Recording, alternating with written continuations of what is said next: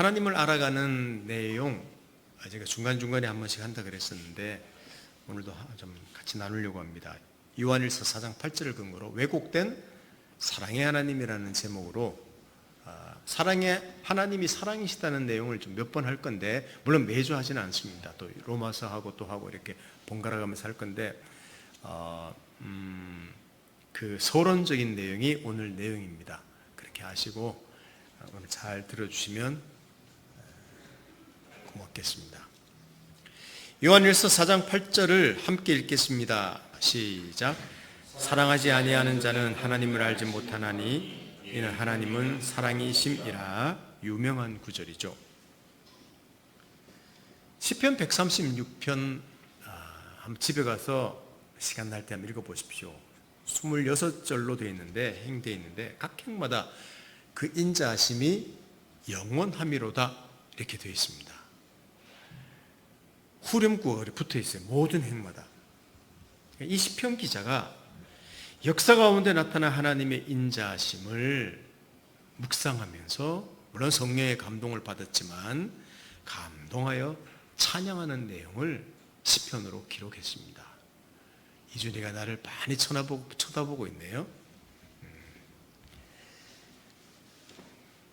그 읽어보면 하나님의 일하심이 참, 그 일하심, 이것도 사랑인가 하는 그 내용인데 거기에 하나님의 인자하심이 들어있다는 시편 기자의 고백입니다.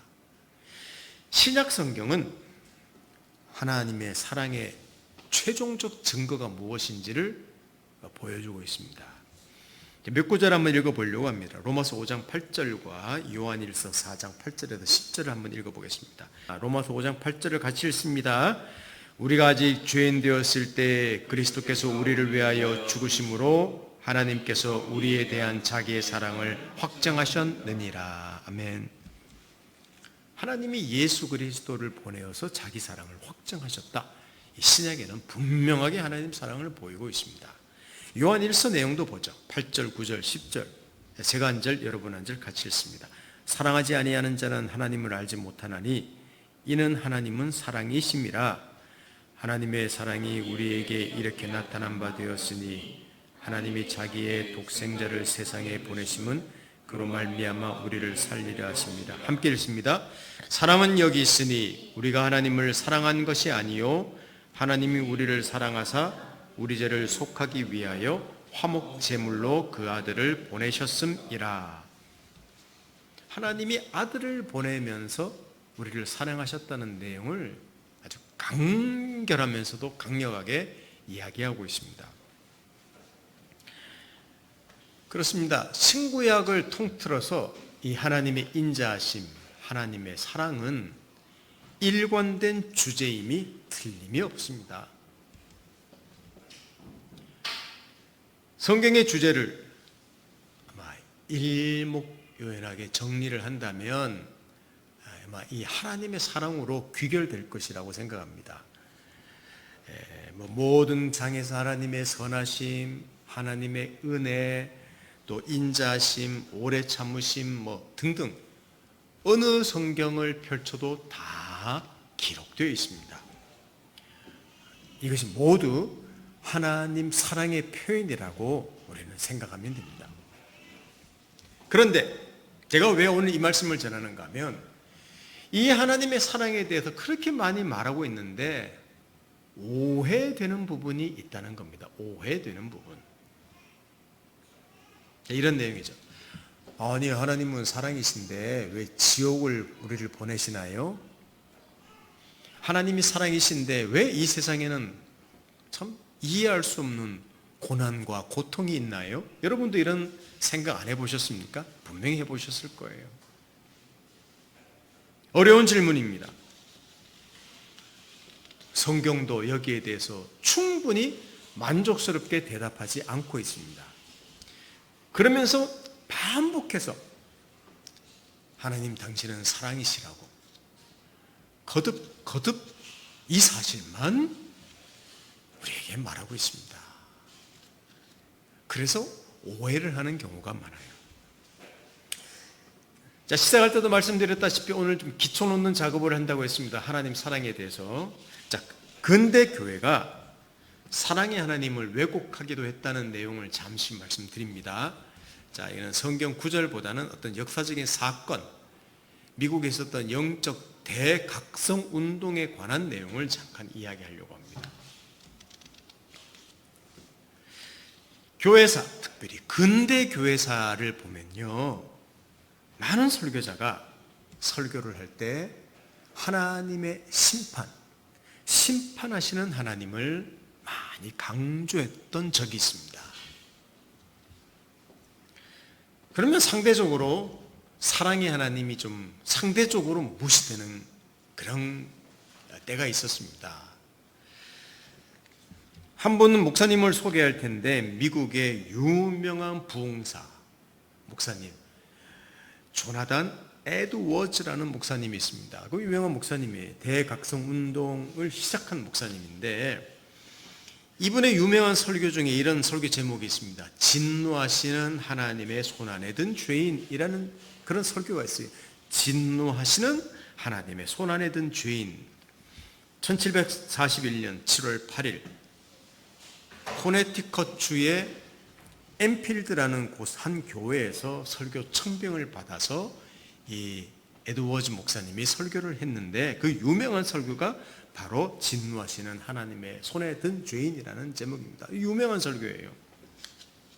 그리고 이 설교로 말미암아 미국의 영적 대각성 운동이라는 그 운동이 아마 촉발됐는지도 모릅니다. 죄인들을 향해 진노를 퍼부으시는 하나님의 무시무시한 모습을 이 설교자가 아주 생생하게 두려운 어조로 설교를 했습니다. 제가 물론 한글로 제가 읽어드립니다만은 그분이 한 설교 일부분을 발췌해서 한번 제가 읽어드릴게요. 여러분 들으시면서 어떤지 한번 들어보십시오. 하나님께서는 여러분을 지옥 불구덩이에 떨어뜨릴 준비를 하고 계십니다.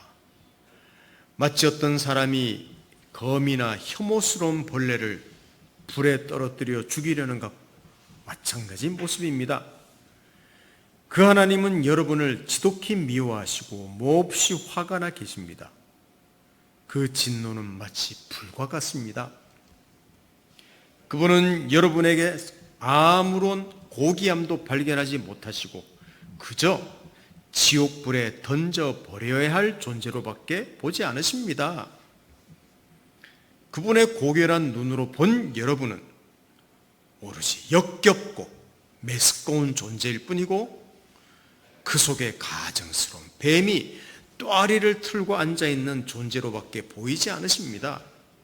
무지하고 천한 신하가 자기 군주에게 반역을 꾀하는 것과는 비교할 수 없을 정도로 여러분은 하나님을 무한히 거슬렀습니다. 설교 무시무시해요. 그렇지만 여러분이 지옥불로 떨어지지 않게 붙드시는 손길 역시 그분의 손길입니다.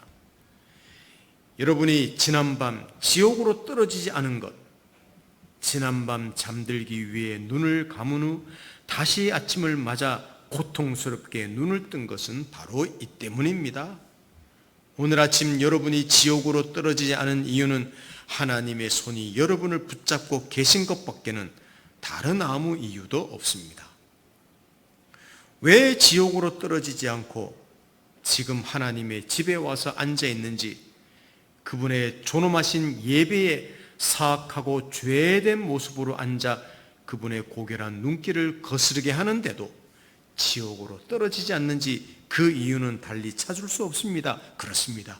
왜 지금 이 순간 지옥을 향해 굴러 떨어지지 않는지에 대한 이유는 없습니다. 주인들이여, 여러분이 무시무시한 위험에 처해 있음을 깊이 생각하십시오. 그 위험이란 진노의 영광로, 무적행, 진노의 불길이 활활 타오르는 구덩이 앞에 서 있는 것입니다. 여러분은 지옥의 멸망에 처한 자들과 마찬가지로 여러분을 향해 엄청나게 경노하시는 하나님의 손안에 잡혀 있습니다. 여러분은 간단한 실오라기에 매달려 있습니다. 그 실낯을 향해 하나님의 격분의 불길이 밀어닥쳐 오고 있습니다. 언젠고 그 실낯은 타고 끊어질 수 있습니다. 그리고 한순간이나마 하나님의 진노를 쉬게 할 수 있는 중재자, 목숨을 건지기 위해 의지할 것, 진노의 불길을 멈추게 할 것은 없습니다. 여러분에게서 나온 그 어떤 능력, 여러분이 해온 그 어떤 일, 여러분이 할 수 있는 그 어떤 일도 그분의 진노를 멈추게 할 수 없습니다. 여러분, 한번 생각해 보십시오. 와, 이런 내용은 무시무시한 내용이에요. 그가 사용한 말들, 그 이미지가 너무너무 생생합니다. 실제 그 당시 내용을 책을 읽어보면요, 이 설교를 들은 사람들은 덜덜 떨었다고 해요. 굉장히 무서워서 떨었다고 해요. 그래서 큰 소리로 자비를 구하고 심지어는 혼절하기까지 했다고 하는 말도 있습니다. 근데 제가 오늘 하나님, 사랑의 하나님에 대한 오해라고 말씀드리면서 지금 이 예를 들지 않습니까? 에드워즈 목사님이 이 설교를 한 배경을 이해하셔야 합니다.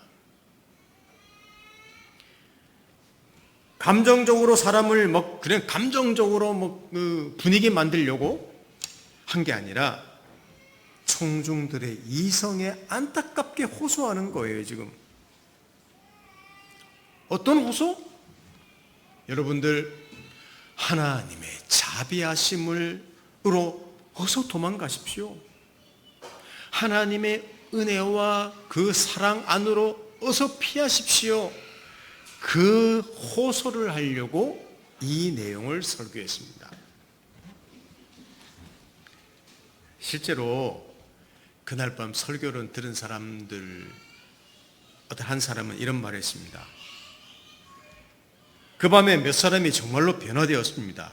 그들 표정은 기쁨과 유쾌함이 가득했습니다. 이게 많은 사람에게 위로가 되었죠. 하나님께서는 우리에게 강한 힘과 확신을 주셨습니다. 우리는 찬송과 기도를 드린 후 예배를 마쳤습니다. 이렇게 기록하고 있습니다. 여러분, 조나단 에드워즈 목사님과 같이 이런 설교를 한 것은요, 하나님의 은혜와 사랑으로 이끌기 위해서 그 설교자로서 정말 그 각 사람들 마음에 애절하게 전달하고 부르짖었던 내용이 바로 이런 내용이에요. 자, 분명히 강조는 죄와 지옥불, 이걸 강조한 것 같았는데 실제로는 하나님의 사랑을 강조하려고 했습니다. 그런데 그 사랑을 강조하기 위해서 얼마나 지옥불, 이 죄라는 것을 강조를 했는지 사람들이 오해야. 조나단 에드워즈 목사님, 그러면 지옥불밖에 생각이 안 나는 하나님은 무시무시한 하나님으로 오해했다는 거예요. 우리 그것이 오늘 좀 그 당시에 있었던 한 사건이었습니다. 또 미국의 유명한 목사님이 있습니다.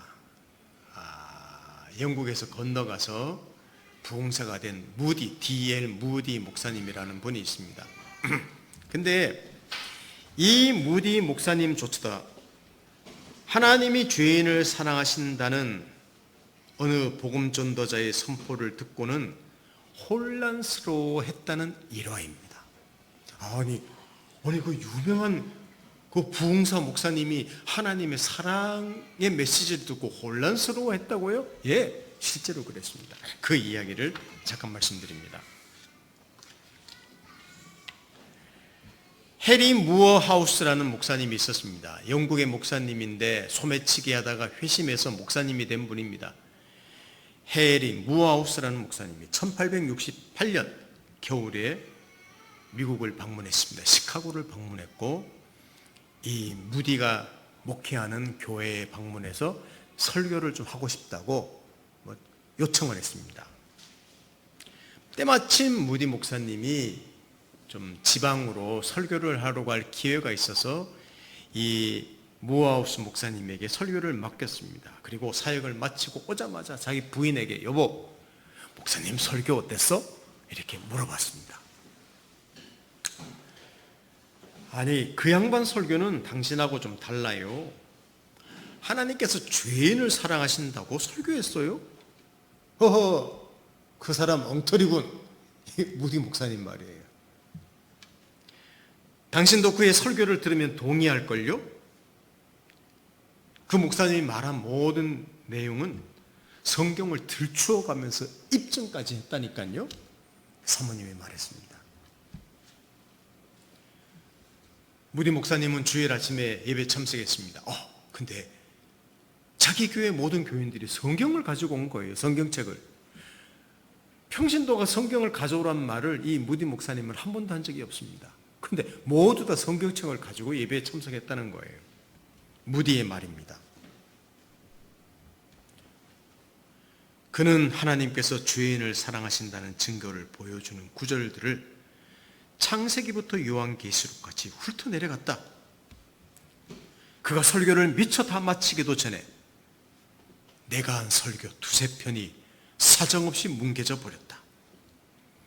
나는 그때까지 하나님께서 우리를 그토록 사랑하시는지 몰랐다.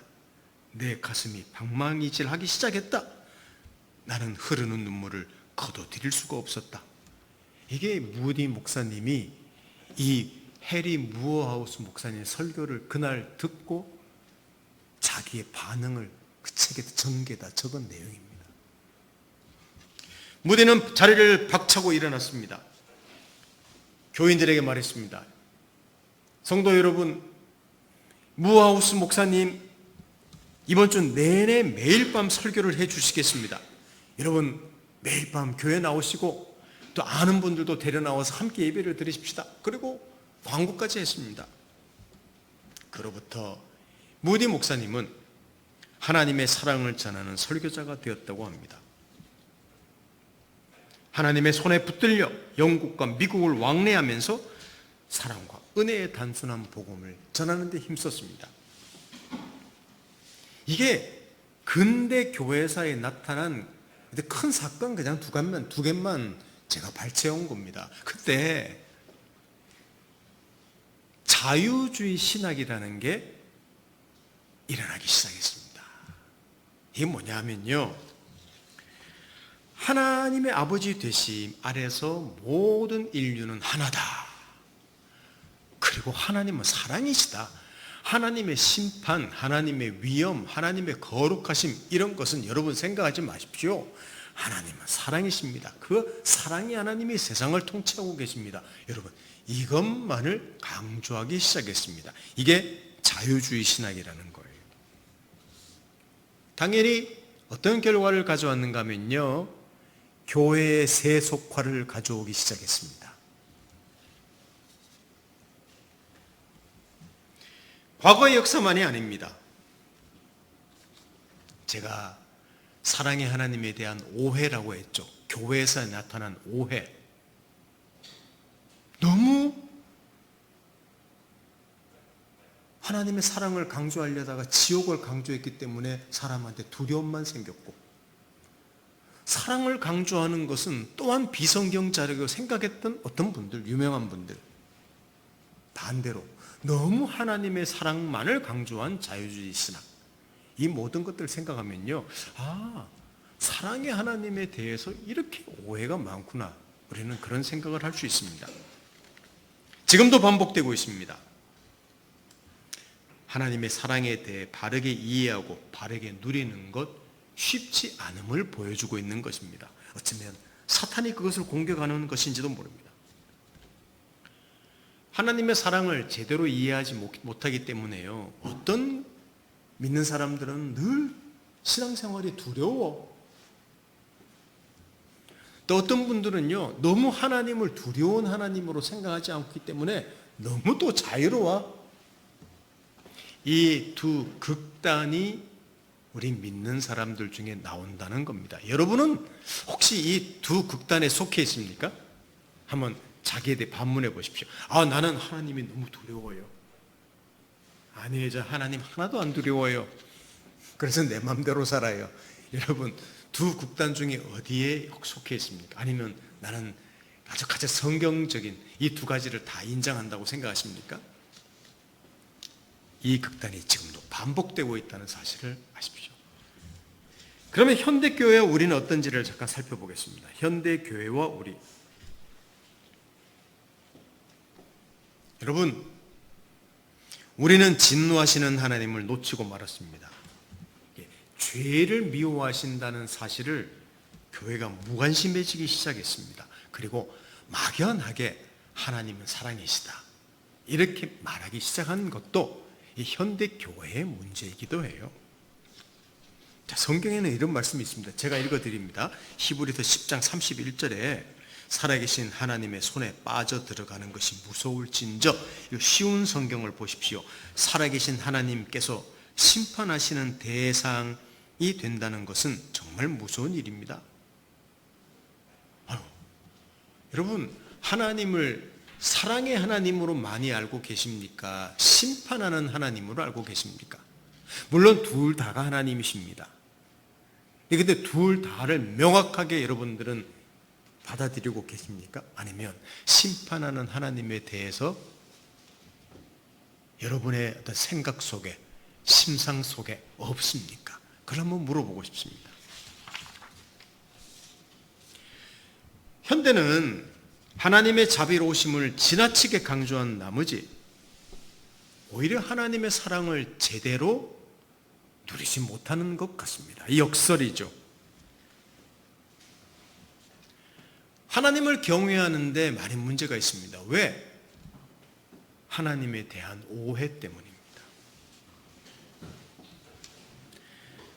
하나님을 경외하는 것이 지혜와 지식의 근본이라고 성경은 반복해서 말합니다. 이 경외라는 말은 존경심, 그 정도가 아닙니다. 우리는 그 정도로 왜곡합니다. 하나님 존경합니다, 그 정도가 아니에요.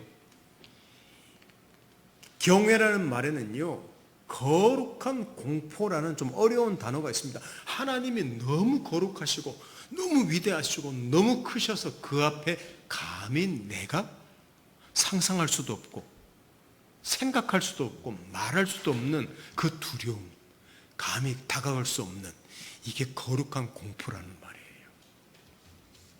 이사야 8장 13절을 한번 보십시다. 함께 읽어보겠습니다. 이사야 8장 13절 시작. 만군의 여호와 그를 너희가 거룩하다 하고 그를 너희가 두려워하며 무서워할 자로 삼으라. 물론 구약에 있는 이야기입니다만 여러분, 구약의 하나님이나 신약의 하나님이나 똑같습니다. 왜 구약에 있는 분들은 하나님을 참 이렇게 두려워하고 무서워하고 거룩할 분으로 알고 섬겼고, 현대의 그리스도인들은요, 아무리 예수 그리스도를 믿는다고 하지만 하나님을 그냥 뭐 어떤 신, 저 멀리 계신 어떤 한 신, 요새는 복덕방이라고 안 하죠. 복덕방에 앉아 계시는 어떤 할아버지 정도로 여기는 것 같습니다. 사랑하는 성도 여러분, 하나님의 진노를 제대로 이해할 때 따라 나오는 그 공포, 거룩한 공포, 이게 사로잡혀 있어야 됩니다.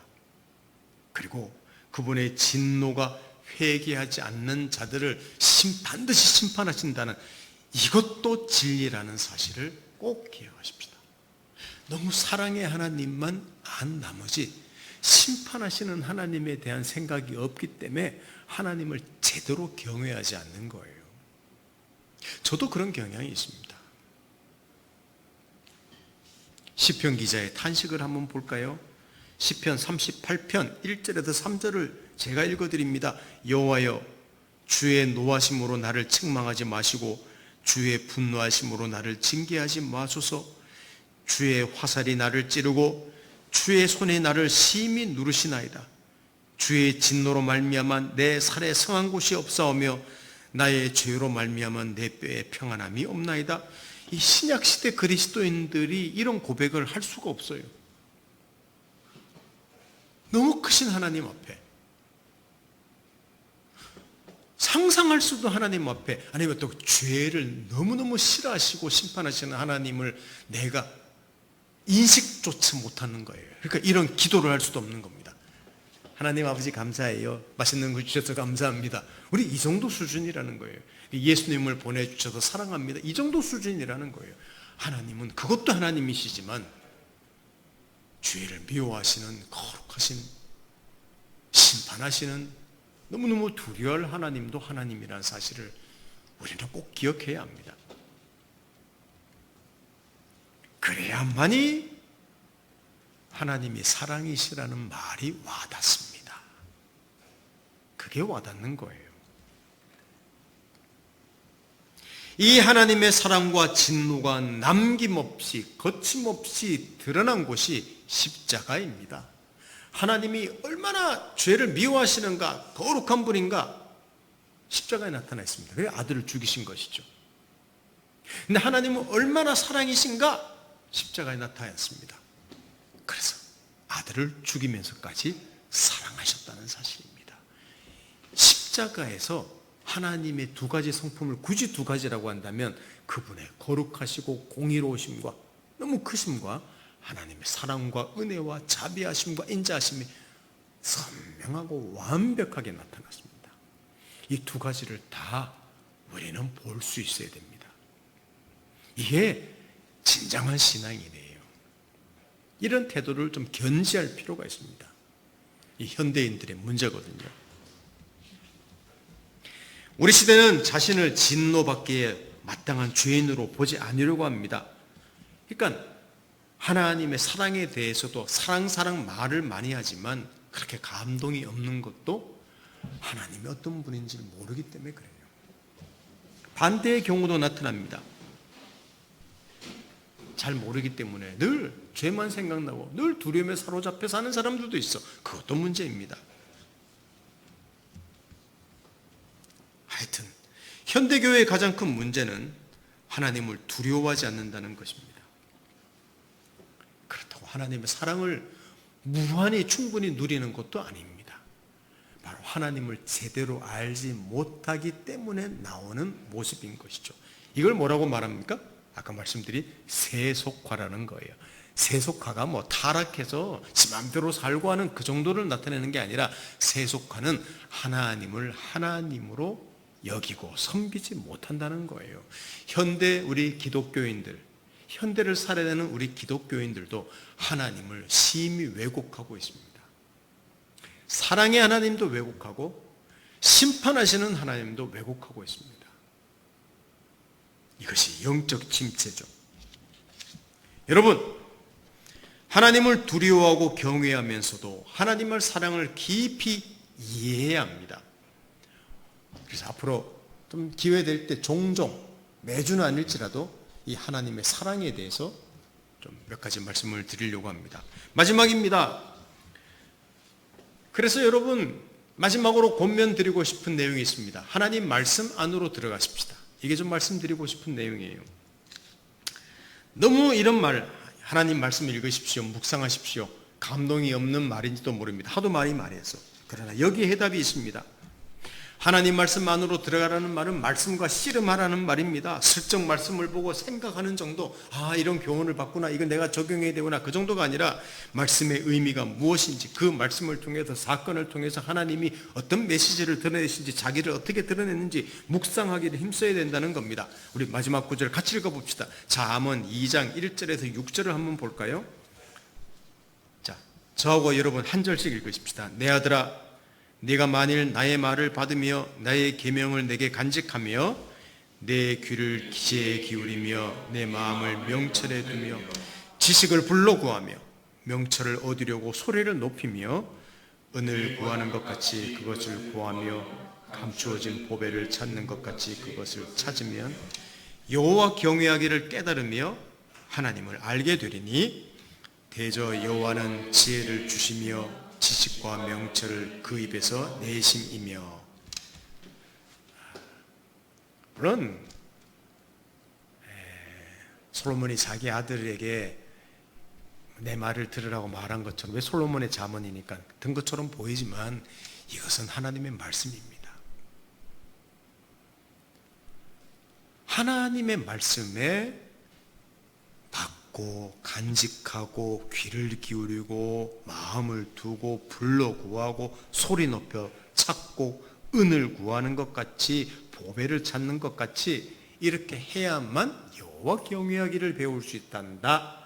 이게 잠언의 내용이에요. 하나님께서 자기를 충분히 계시하신 곳이 성경입니다. 근데 성경을 내가 제대로 묵상하지 않고 하나님을 알 수 있다?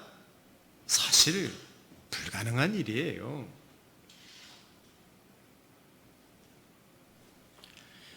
어떤 성경이라도 펼쳐서 조용히 귀를 기울여 보십시오. 거기서 하나님의 강한 손길을 느끼고 경험할 것이며 하나님의 세밀한 손길을 느끼고 경험할 것입니다. 어떤 성경이라도 펼치고 보십시오. 최근에 사도행전을 묵상했는데 바울이 로마까지 복음 전하고 싶어, 바울이 이렇게 했구나. 그게 아니라 바울 안에서 나타나서 하나님이 온 세상에 복음을 전하려고 하시는 하나님의 사랑과 그 십자가의 메시지가, 그 열정이, 그의 고집이 바울의 행동 하나하나에 다 나타나는 거예요. 그걸 보면요, 눈이 훨씬 더 커집니다. 바울의 행동을 보면 바울과 내가 비교되는데, 바울 안에 일하시는 하나님을 보면요, 내 시야가 커져요. 급히 지나가면서 길가에 핀 그 꽃의 아름다움을 여러분 제대로 감상할 수 있겠습니까? 멈추어 서야 됩니다. 그리고 가까이 가야 됩니다. 그리고 자세히 보아야 합니다. 저는 길 가다가 그 짓 잘하거든요. 산책하다가도, 강아지들이 산책하다가 얼른 서서 카메라 가지고 막 사진 찍고 그 잘해요. 그러면 그 들꽃을 파악할 수 있고 새를 파악할 수 있는 거예요. 너무 바쁘고 정신없는 세상을 살아가고 있습니다. 우리 눈과 마음을 자극하는 것들이 너무너무 많습니다. 너무 많은 정보가 있습니다. 근데 문제점, 하나님을 알아가는 일에는 희미해지고 있습니다. 이게 문제인 거죠. 아니, 내가 쓰는 핸드폰이나 컴퓨터나 여기 말만 하면 인공지능이 다 찾아주고 요약도 해주고 별걸 다 아는 세상인데, 우리 이 내면 속에는요, 하나님을 아는 지식은 점점 줄여지고 있다는 거예요. 굶주려 가고 있다는 거예요. 풍요로운 세대에 굶주림, 어떤 굶주림? 영적 굶주림. 그걸 이해하십니까? 물론 이것조차도 성령의 은혜가 필요합니다. 우리의 결심과 의지로 쉽지 않습니다. 그러나 결국 시간과 에너지를 쏟을 때만 유익을 누립니다. 무엇을 보는가에 따라 우리에게 남는 게 있는 겁니다. 여러분, 하나님을 아는 만큼, 하나님을 누리는 만큼 그 사람의 크기가 달라지는 거예요. 내가 어떤 정보를 많이 보면 볼수록 그 전문가가 되지 않습니까? 마찬가지로 우리 그리스도인이 하나님을 많이 접하고 성경을 통해서 많이 묵상하는 사람만 그 하나님의 크심과 하나님의 위대하심과 하나님의 그 어미하심과 사랑의 깊이와 높이와 넓이를 내가 경험할 수 있는 거예요. 다른 길은 없는 거예요. 그리고 물론 경험하는 것입니다. 사랑하는 성도 여러분, 하나님 말씀 묵상이 더욱 절실한 시대입니다. 이 말씀 안에서 하나님의 사랑을 풍성히 발견하고 누리시고 그 사랑을 우리 삶에서 계속 발견하고 누려나가면 좋겠습니다. 오늘 이 근대사에 나타난 사랑에 대한 오해, 하나님 사랑에 대한 오해, 이것이 현대에도 있다는 사실을 아시고 우리 하나님을 제대로 알아가기 위해서 우리 함께 이 참 복잡한 시대에 성경을 알아나가는 일에 또 힘쓰는 우리가 되면 좋겠습니다. 그 일에 또 저도 많이 도와드리겠습니다. 함께 기도합니다. 하나님 아버지 감사합니다. 참 하나님에 대한 오해가 우리에게 많습니다. 너무 한쪽으로 치우쳐 있는 것 같습니다. 아니, 두 가지 다도 부족한 것 같습니다. 그냥 내가 생각하는 대로 하나님도 여기는 것 같습니다. 이런 오해를 하나님 수정시켜 주시고 교정시켜 주시고 채워주시고 바르게 해주셔서 성경을 통하여 하나님을 알고 그 하나님을 아는 만큼 우리의 시야가 커지고 넓어지고 깊어져 큰 사람, 위대한 인생, 우리 남은 인생을 살아내는 그런 그리스도인이 되도록 축복해 주십시오. 예수님의 이름으로 기도드립니다. 아멘.